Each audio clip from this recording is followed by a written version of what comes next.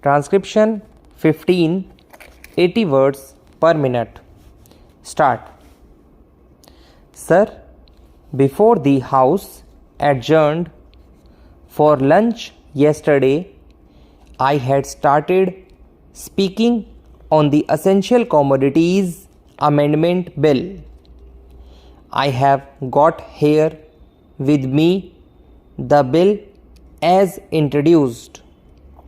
In the Statement of Objects and Reasons, the government pointed out that in certain cases it might be necessary for them not to award punishment prescribed in the law as it exists at present, but to forfeit a part of the deposit.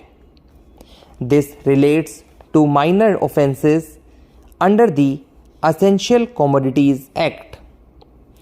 I can quite understand this, and generally therefore nobody would oppose this thing. But the question that I wish to raise in this connection before the House in the manner in which this act is being implemented by the government and also by the state governments.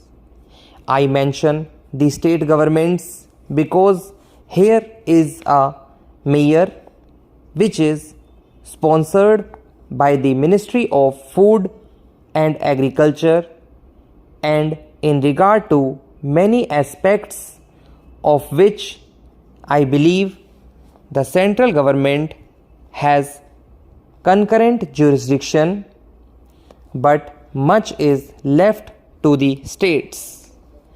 Our experience has been, especially in the state from which I come, namely West Bengal, that this act is not implemented properly by the state authorities because of various connections of certain people high up with the big business and others indulging in speculation, hoarding and so on.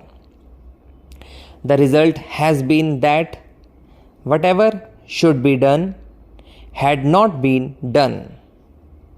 The central government has got powers under this act to make rules, to give directions to the states, and to supervise the manner in which the particular mayor is administered by the states. We found that much that should have been done was not done. What is the use of talking about punishment of the small fry?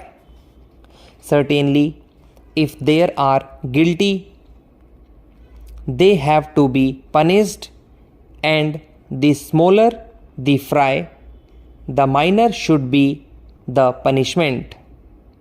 I agree there, but the point is that the act is not properly implemented. We should like to know from the government as to how many cases have been started under the Essential Commodities Act.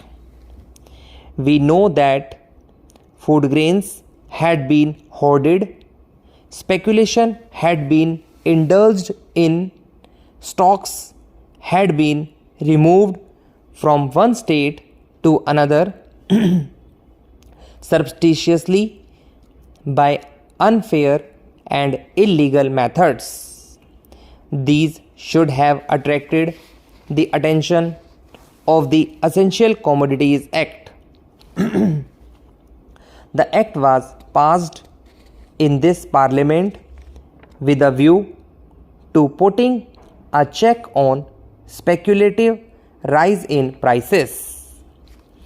When it came to the question of practical implementation of this measure, we found that the government had failed. Now government should say something about it. When government seeks to amend an act, it should tell us as to how the parent act which is proposed to be amended has been implemented. Is it the contention of the government that difficulty arises because this particular provision is not there in the act? Are government in trouble because they do not know how to deal with the smaller fries? Or is it because that those who are supposed to administer this measure at the state level, at the district level, have thought it fit to ignore it, have thought it fit to bypass it? If any measure of the central government was needed for controlling the price of food grains and ensuring the supply of essential commodities to the community, it is the Essential Commodities Act. I would like the minister to say something on this. I know that he was not here at the time when we passed this measure, nor was he there when the Essential Commodities Act was bypassed by many state governments. In the past, we had drawn the attention of the minister to this problem, and that minister is now happily going to be the president of the Uttar Pradesh Congress Committee.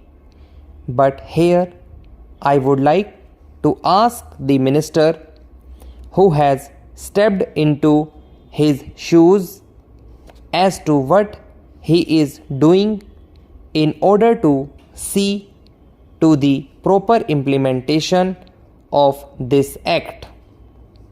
How many prosecutions have taken place?